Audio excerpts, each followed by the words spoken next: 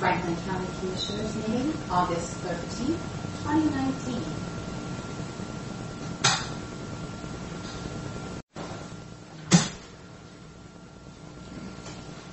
Good morning, everybody. It is a regular Tuesday morning meeting for August 13th. We have Commissioner Didier and myself, Cook.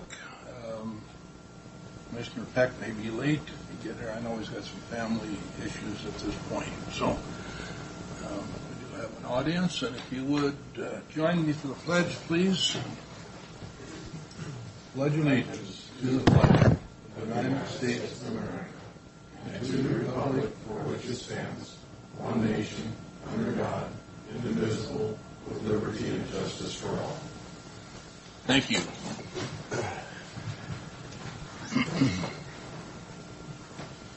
Our first item is come up Public Works. Is the bid opening for Safety Flexible Guidepost County Road Project 619. And all I see is we have one bid this morning. Okay. While you're opening up that, I'll just add a little bit to that. Hopefully I'm coming through pretty good. This is another installment of the safety money that's been made available through the local programs branch of the Washington State Department of Transportation. This is FHWA funds. What we're looking at doing is we're taking kind of a corridor approach here as far as the flexible guideposts. Those are very similar to what exactly what everybody sees when they're driving down the highway. We're looking at Pasco Clotis Road from the city limits, just past, or should I say at what the private road, Peterson Road, Carr Road area. We're also looking at the Glade North corridor all the way from city limits up to R170. We're looking at, of course, sections of Clark Road and also 68 from city limits to Taylor Flats, and then Taylor Flats all the way up to what would be Ringgold Road, and then taking that all the way up till we get to Sage Hill and taking it all the way north to the county line. So those are the corridors. At this point, it's based on ADT. So we were looking at the high ADT areas, roads in our county, and then we'll be placing them as necessary within those corridors. So the first and only bid came in from Pavement Surface Control from Kennewick. Eye on that tech. Brought Kathleen with me, our associate engineer, to do a cursory review of it. Here I am talking, and it's sitting right next to me.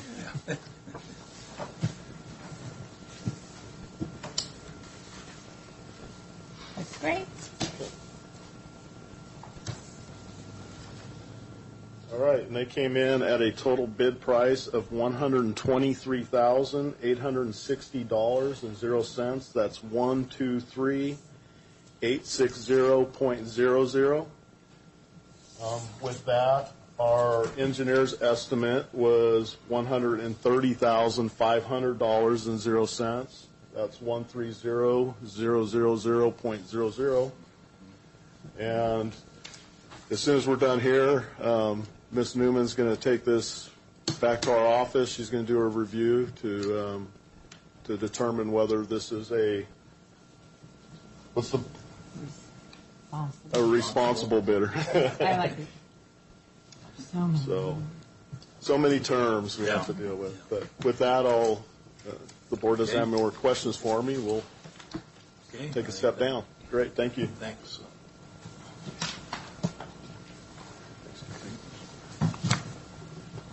Do you expect next week to return? Yeah. Okay. No problem. Thank you. With that, Derek, please, we'll move on to consider approval of short plat 2019-11 frontage deviation request. Thank you, Chair Cook. This is a request by an applicant. It's let's just start at the beginning.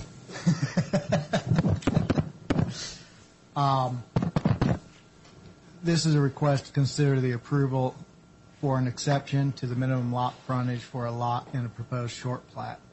Per county code, the minimum lot frontage with lots with 25,000 square feet or less in gross area is 90 feet, except for lots fronting on cul-de-sacs. And that's from Franklin County Code 16 point, am I not well? Got to get real close. Okay. Lot number 3, as proposed, does not technically meet this standard. However, the applicant has requested a waiver from it, which is possible per FCC 16.16040C on a case-by-case basis. And the waiver is subject to the approval of County Board of Commissioners. The short plat's an application by Gene Beatty for the approval of 3 lot. The proposal is to divide approximately 1.79 acres into 3 new lots. The property is zoned RS20, and all lots are proposed to be at least 5.5, half an acre in size, gross. The proposed short plat is generally located at the northwest corner of the intersection of Richardson Road and Road 64. The site is addressed as 2508 Road 64. Lot number 3 is proposed to be accessed off of Road 64 using a 20-foot wide, approximately 198-foot long private access, creating what is known as a flag lot. The 20-foot access onto Road 64 is technically lot number 3's road frontage. The dimensions of lot number 3 are 104.67 feet wide and 170.04 foot long, plus the 20 by 198 dedicated access. So it meets, other than that flag issue, it meets the standards associated with no more than the width shall not be less than 3 times the length. So that aspect's okay, meets the acreage. It's merely the flag lot access. And this is a common, for infill subdivision, which anything in the donut hole area is generally, because of the orientation requirements for accessing and stuff, as you're looking at these lots and due to the surrounding developments and stuff like that, quite often the only way to provide access or maximize the subdivision of that property's density is to create these flag lots for some back lots. So that's why it's brought to you guys. Generally speaking, we just would approve the short plat, assuming it meets all conditions and requirements, then we would approve it. This is a deviation from our standards, so it comes to the commissioners for a request to deviate from that standard. After that, if the commission approves the deviation, then we will prepare the letter of approval. If not, then we will remand it back to the applicant to resubmit with a different alternative arrangement. Have you had any appeals on this or any The only comment we received from the public regarded a request to ensure that the lots met minimum dimensions, which they do. Minimum lot size in that area is 20,000 square feet. The standard of a half acre is generally due to a request or need for septic systems, but each of these parcels exceeds 20,000 square feet. I know we've had some discussion of this in the past very recently, but this particular is a 20-foot wide private road, basically, and 20 foot you can get 2 vehicles to pass each other. Correct. So, because it exceeds 150 foot, it must be the 20-foot minimum with 4 inches of gravel at a minimum. Questions? No, just the one letter here, and then there's another neighbor that had called me concerned about it, but it meets all the requirements other than the flagpole lot. Exactly. So there's not much we can do here except for giving it okay. Can we ask if there's anybody in the audience Sure. who wants to speak about it? It's not a public hearing, but it's. Do we have any concerns? Any concerns on this short plat? Seeing none, I'd entertain a motion.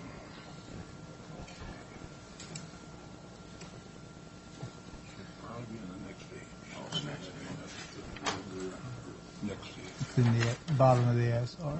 Wherever the signature page is, I guess.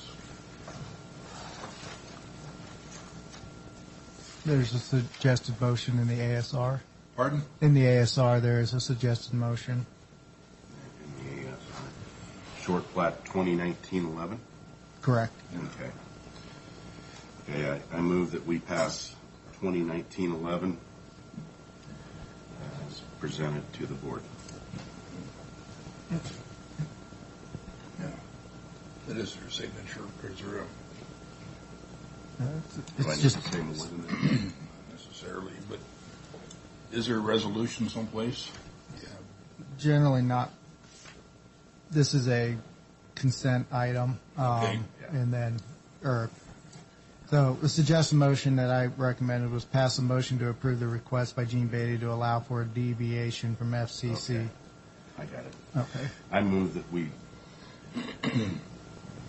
we pass the motion presented by Gene Beatty to allow for a deviation from FCC 16.6.040B1 requiring 90-foot footage for lot number 3 of short plat 2019-11 as provided for in FCC 16.16.040C. And I would consent to that. So. It is a motion, so a second. All in favor? Aye. Aye. Thank you. Yep. I was looking for a signature page of some sort. So we'll go on. Do we need to sign that? There is nothing there to sign. Okay. No flag. Public comment. Time in the agenda for the public comment. My name is Kyle Merrill. I live on North Bellevue Road, in between Altopia West and Ringgold Road.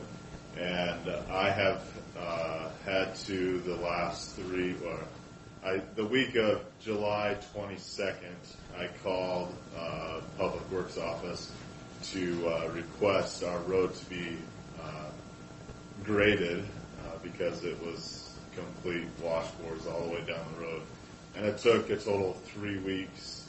The next 3 weeks for me to call and continually ask in order for that to be graded, which it was done yesterday. And I have left messages on Mr. Mahoney's voicemail to have him return a call, and I have not received that. And just very disappointed in how our roads are being taken care of. Well, you called me, Kyle, And I did, yeah. and it was just a couple days ago, and then I called you, and you said the road grader got there yesterday and did it. But please inform the board and the road department of how much traffic and what businesses are on North Bellevue. Sure. So at the current moment, at the end of the road, there is a research farm who has, they have, I don't know how many employees, 20, 30, 40 employees that use the end of the road very heavily. And at the other end of the road, there are watermelons, which they are currently picking. And so trucks are going up and down the road with heavy trailers. In the middle of the road, there is a nonprofit organization where they train dogs for veterans, and they have volunteers coming up and down the road every day.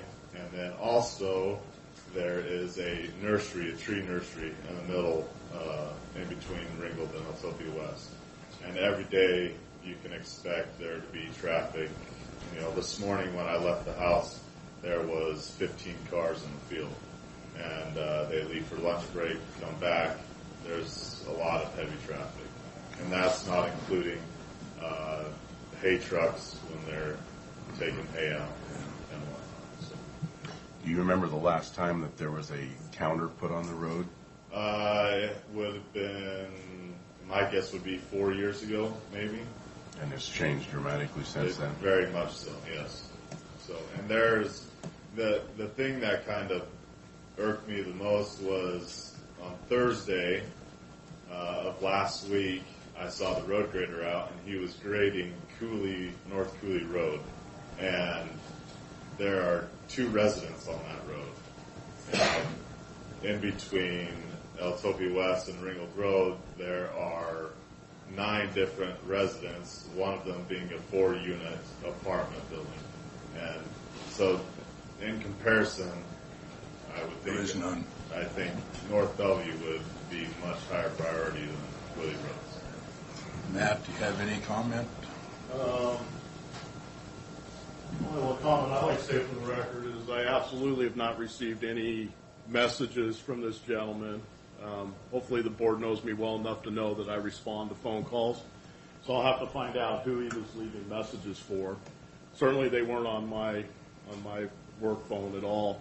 Also, I want to remind the board that, certainly when we're doing chip seal, unfortunately, it's all hands on deck. We don't run a robust staff. We run a very thin staff for various reasons, for this county.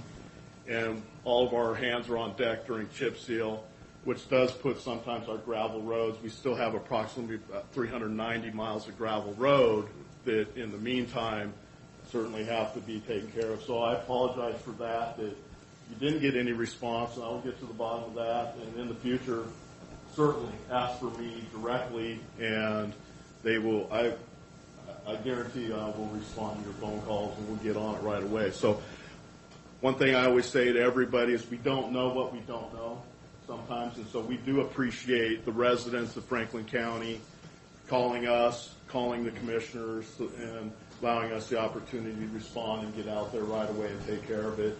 The only thing I can say, like I said, is reiterate, is we were doing chip seal and just completed that about a week and a half ago. And now our guys, of course, are catching up. And I agree with you that that section of road definitely probably deserves more attention than North Cooley. So that's something that we can look at on our prioritization as we get back into our blading operations after chip seal. So, all right. Thanks, Matt. Thanks, Matt. Anything else? Seeing none. Some bills to pay this morning. Yeah, I think we'll start with the county road and motor vehicle. I move that we, where am I looking at here? Basically just Total for the county road. I move that we pass the total of $134,678.30 for the county road and motor vehicle fund. a second. All in favor? Aye. Aye. And you sign on top then. Okay.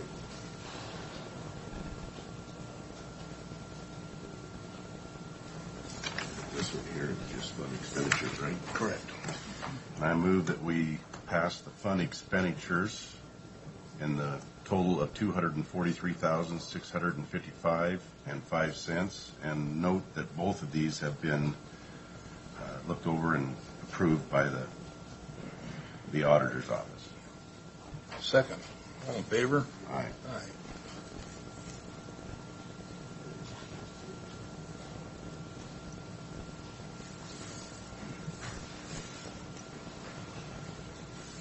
With that, we'll move on to the consent agenda. 1 through 9, did I see? Yep. Correct. Okay, I move that we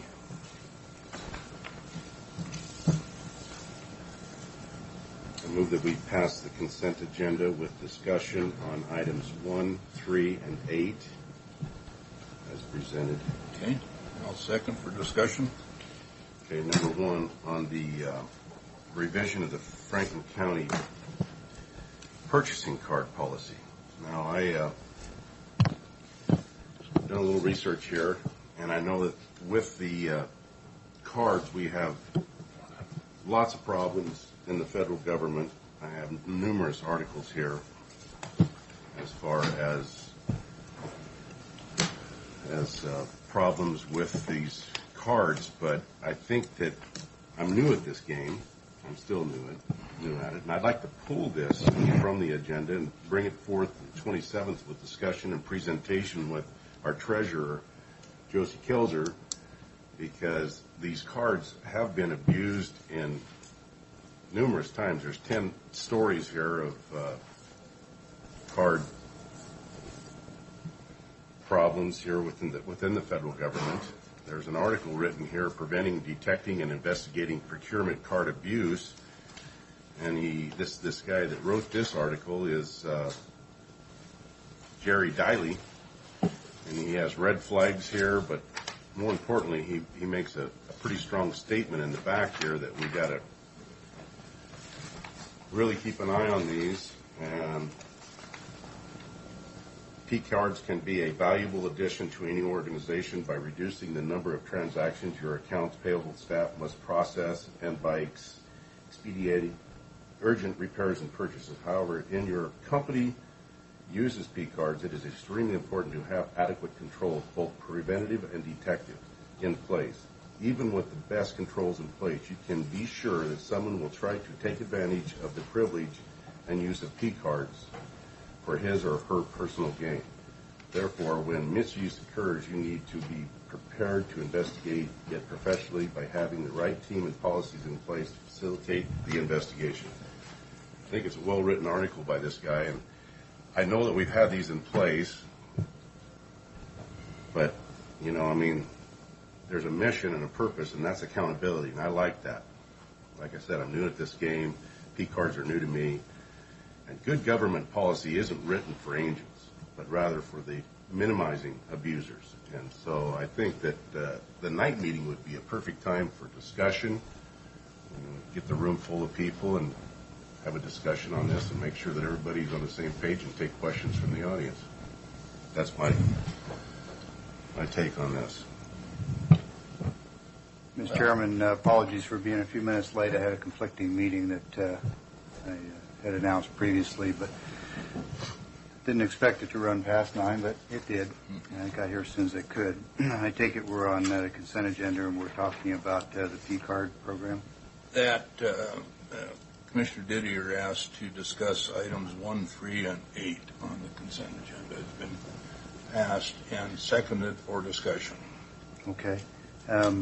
I agree with some of the concerns just expressed by Commissioner Didier. In the Air Force, we introduced similar purchase cards decades ago, and we found ourselves prosecuting, in some cases, throwing good people out of the Air Force because they had abused these cards on travel. In some cases, it was inappropriate conduct. In other cases, it was simply an error. They pulled the wrong card out of their pocket. The reality is that you do need to have good controls on these, and it seems to me that the real question is, what is the benefit to the county in terms of efficiency and cost savings weighed against the risk to employees and our budget? With respect to the second one, the budget, it doesn't sound like this is on. I guess it is. With respect to the budget, the limits on the cards minimize the potential financial harm to the county. So I think that one is probably addressed. The concern that I would have is, what is the potential for our employees to inadvertently misuse the card and then suffer employment penalties as a result? And if we were to implement this, we'd sure want to have a clear HR policy with respect to what the consequences would be, what the process would be to ensure that they had a fair hearing and so forth. If all those things are in place and staff is comfortable with it, then I'm okay with the cards. I just don't know if that HR piece has been done. And I sure can't answer that. This is, I know we've had them for years with a different bank. I think this whole discussion has come up because of change in banks. Correct. P-cards to Franklin County are, in the past, have just been called credit cards. All of a sudden, they're purchase cards. Yeah. And I'm not aware of any problems that we've had since we've been using them. Is anyone else? No, not since. Not significantly. If I may, Mr. Chairman, the risk to the county is certainly a risk that we are all aware of as financial managers, that we're aware of many of these stories in the federal government and in the private sector. I've had some experience in prior positions I've been in where they've been subject to error or misuse. And it is important that we have in the policy, which I believe we do, adequate controls to not only detect and prevent misuse, but also in the event that something is done incorrectly, that there's a course of action to be taken to rectify that. It's clear in the policy that an employee who intentionally misuses a purchasing card is subject to employment discipline up to and including termination if it's warranted. And there's a responsibility upon their supervisor, their department head, their elected official that they work under to ensure that that HR piece of it takes place in the event that circumstances warrant it. There are limits placed upon the cards for individuals as well as departments to make sure that the financial risk to the county, even though it's not completely eliminated, is minimized, and to make sure that the cost of that risk does not outweigh the financial benefit to the county of streamlining operations, reducing the number of transactions, and being able to document both manually through printed receipts as well as electronic digital receipts. Receipts are required for every purchase. They have to be approved and validated by someone independent of the card user to make sure that it is a legitimate authorized expenditure of the county. So we've really attempted to address those risks within the policy. We've had a policy in place in the past, but because of the changing of banks, felt like it was a good time to take a look at that policy and make sure that it was meeting our risk-reward balance, making sure that the county was adequately protected without tying our hands so tightly that we were not gaining the financial benefit of this form of procurement. So I think we would certainly be willing to have a public discussion, an open discussion, if you want to delay it to a later meeting. We know that the contract with U.S. Bank is coming to a close. We'd like to get this moving forward. The staff's preference would be to go ahead and move forward on it, but certainly defer to the will of the commissioners. This policy has been reviewed at length by the auditor's office, by the treasurer's office, by myself, and we feel like we've got a professional policy that's consistent with the way other governments and other private organizations manage their procurement card programs. We have good response from the new bank to make sure that the card itself is identifiable on its face, that it's a Franklin County card, not just another credit card that somebody would accidentally pull out of their wallet. That's possible. You can't rule out that completely, but we think that's minimized just by the styling and the look of the card itself. So we've tried to address all of those concerns that have been raised today and balance that with the needs of the county. So, Mr. Chairman, with the assurances from the county administrator that the HR piece is well in place, combined with the fact that in my 10 years here I don't recall, nor does anyone else seem to recall, any instances where these cards have been fraudulently misused, I would say that I'm comfortable moving forward with the consent as presented. A couple more questions here, Keith. With the change in banks, are we up in the limit or is it staying the same? For the most part, it's staying the same as what existing. With U.S.? Yeah. What was U.S. limit? We got 300,000. 300,000 is the total county limit, right. But then there's provisions in here that, yes, that will be the same. It's just transferring over to being the same. Yes. But we're up in the limits on every department from 5,000 to 7,500. On most, that's correct. Correct. And then we have the Sheriff's Department corrections are at 20, the Public Works Department is at 20, Information Services 15, Administration, including Commissioners, at 15. Within that, those 5 areas right there, we're at 90,000 already with their. Now, once they hit that 20,000, then they can put in for more. They could, if they find that 20,000 is not adequate, they could come back to the board and ask for a revision to that. But it would require the Because in the commissioners to approve that. and This this would be is part of their budget also. Correct, yeah.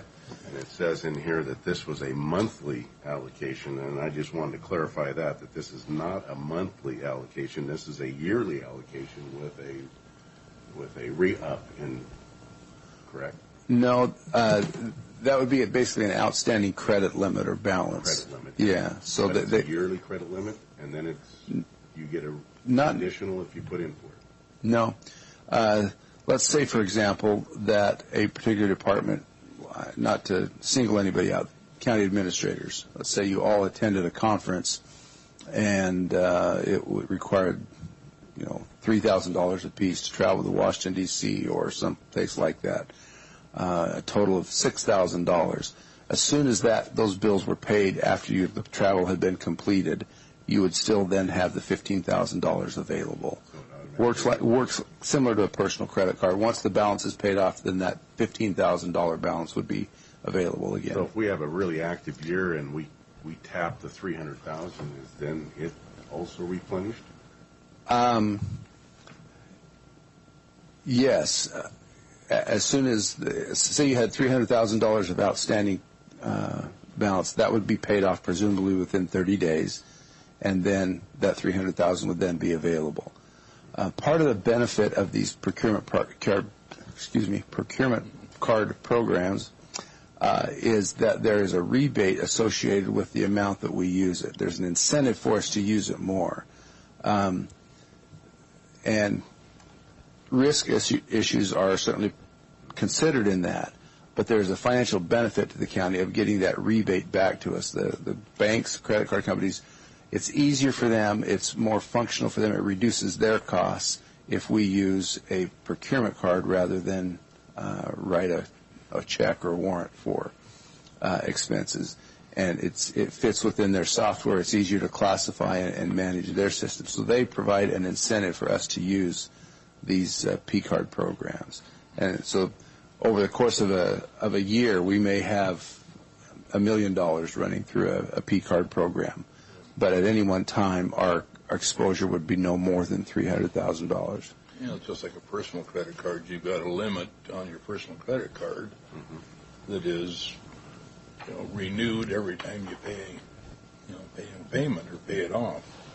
It's just a line of credit. Right. So one more question then. If the procurement cards are that, if we use them, we're getting a rebate, are we going to make this everybody use procurement cards then? There's no current requirement that they use them. Some vendors require it. If you're signing up for a conference, as an example, typically they're going to require a credit card payment in advance. Reserving a hotel, for example, typically requires a credit card to reserve that room, a rental card. Travel is probably the biggest use of that, but we also use them to purchase office supplies, for example, or other purchases. I've heard of, I'm not aware of Franklin County doing this, but actually purchasing large pieces of equipment with a purchasing card. There are programs that would allow that. We don't purchase large equipment often enough for that really to make sense, but conceptually it's possible for us to do that. So I guess my last question would be, where do we draw the line for the amount of money that if I'm just hypothetically thinking here, if we get up to where we're using over $1 million, where do we draw the line on these cards? Well, that's the purpose of having these individual and department-wide limits, is that they're not, they don't have an unlimited cap on them. They do have a regular monthly cap, so that department's budget has to pay for it and have it paid off before they can use it again. It's got to be within their budget. Yeah. Right. It's in their budget. Yeah. Okay. As I understand, no one is required to have a P card. If you wish to pay it on your own card and simply submit your voucher when you get back, and you want to accrue those cash back or point benefits on your own personal card, you're free to do that. I realize that may not be an option for everyone, but it is not required that everyone use it. Correct. I won't use a P card. I won't Correct. either. But anyway, I can Just questions. I'm new to this game. I'm just trying to figure things No, out. those are all the same questions that we ask ourselves and try to attempt to answer, so they're good Okay, questions. on to item 8, resolution salary and benefits contingency transfers. When this was presented to us, the COLA increases, it wasn't presented in the way that I got it in the book today. This is adding $1,019,497,000 to our budget. And I'm just asking a simple question. Are these increases suggested by HR and implemented by the board sustainable? Is this a 2-year COLA increase? Is that what this is? This we is, voted on that? we approved this in the budget, so we're not asking for additional budgeted funds. It's where the funds lie within the budget. At the time we proposed it, we did not have exact figures by department or by position, which we do now. And so we left that money sitting in what's called the contingency line, which is basically the unallocated portion of our budget. And so what we're requesting today is to allocate that from the contingency line to the individual departments. So with that $1,019,000 removed from the contingency fund, what does that leave us in the contingency fund? That was a contingency just for this. Right. Yeah. Period. Yeah, I'd have to get back on the answer what we have remaining. I don't know that answer off the top of my head. And the contingency is separate from the reserve, which is actually in a whole different account. Right. Correct. Well, I've seen time and again municipalities and governments go bankrupt due to overspending, and I think we've got to be really, and that's why I did not vote for the increase to our prosecuting attorney's salary, because he was getting an increase already from the state, because his salary is tied to the Supreme Court justices, and he's receiving an increase every year. But yeah, we voted him an increase, and we're just increasing our budget size, which means we're going to have to go to the taxpayers down the road again. Certainly questions always to be raised about our budget and our ability to meet the expectations of employees and operating expenses going forward. Always a challenge. So with that, we have a consent agenda 1 through 9 with a second. Any further discussion? All in favor? Aye. Aye. Thank you. Keith, it's your turn, please. Most of my information is just a couple of questions and informational. The Farm Bureau primarily is hosting their Farmer for a Day program. I believe you all got some information in the email about that. Just remind you that initial social event takes place this evening at 5 o'clock at Matarola's farm. There will be a number of legislators there from the west side. I would encourage you to participate if you can. I'm planning on being there and participating in those events tomorrow as well. Just remind you that we still have our evening meeting scheduled for the 27th. I'm sure that's on your calendars, and remind the members of the public that we will not have a day meeting on the 27th, but we'll be meeting in the evening. And then we also received correspondence from the Washington Department of Fish and Wildlife regarding their wolf management plan. There will be a public meeting in the city of Pasco at the Franklin PUD conference room on September the 25th. I have some information about that. They're holding these hearings around the state in a number of different locations. The comment period extends through November 1st. They have invited the county to respond to their wolf plan, provide input and comments to that. We can do that collectively as a board. You can do that individually as commissioners, as citizens, however you see best fit to respond to that request. Not a requirement that you respond, but they've made it clear that they are soliciting public input over the next couple of months before they finalize the what they call the post-recovery plan. The statement is that wolves have sufficiently recovered in the state of Washington to where they should no longer be listed as endangered, and now what do they want to do as the Fish and Wildlife Service going forward to manage wolf populations. I know there are definitely some insights and opinions from residents of Franklin County. I'd like to volunteer my services to help them with that. And I suspect that will be fairly consistent across Franklin County. But just wanted to make sure that you were aware we're tracking that response. Were you aware of this, Rocky? Okay, good. And I'm sure they're going to be doing some additional outreach, whether it's publication through the media, or I don't know exactly how they will announce it. And we're certainly free to provide our own media coverage or social media announcement of that. Anything else, Keith? That's all I have today. Okay. Are we in need of an exec session today? I don't believe so. No. Okay. This is our final opportunity for public comment. Anybody like to speak to the board?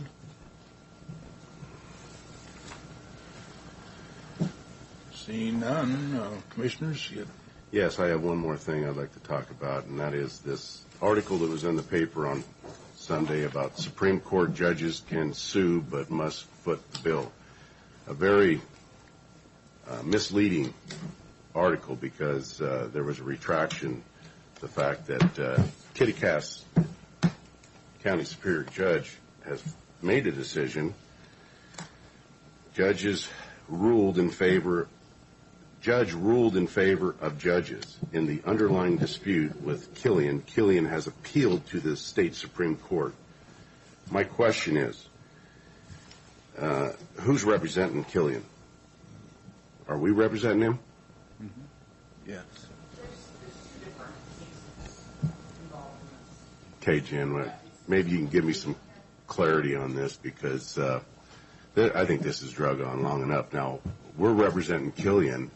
Killian, they ruled against Killian, but they said the judges had to pay the bill, correct? If I may interject before you respond, is this something that we need to take up in an executive session because it involves current litigation of the county?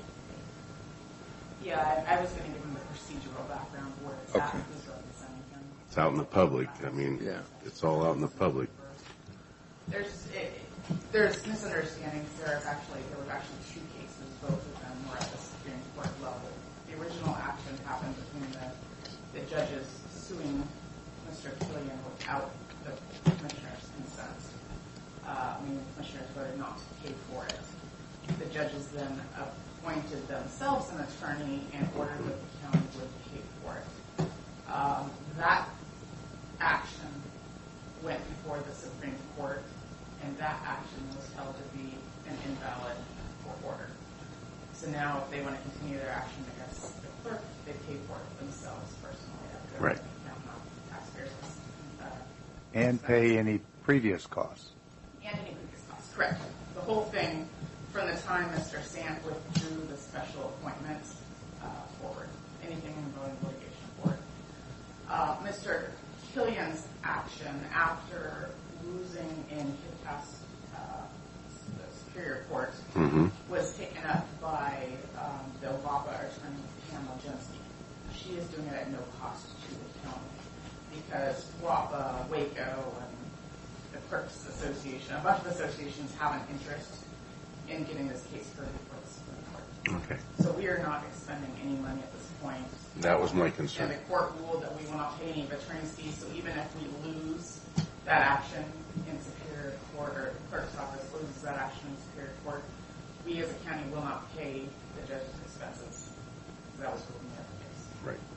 Okay. So it's, as far as I know, still continuing on with the Supreme Court action. So we'll wait to hear. We believe they're going to be going to argument sometime in September or October, so we'll probably find out around December. Well, I know that there's a lot of people out there that are looking at this with a half-cocked eye on what the heck is going on down here with all this arguing and fighting within the courthouse. And I think we we need to get this behind us. So, thank you. Thanks, Jim. Anything else? Hearing none, we are adjourned. Thank you.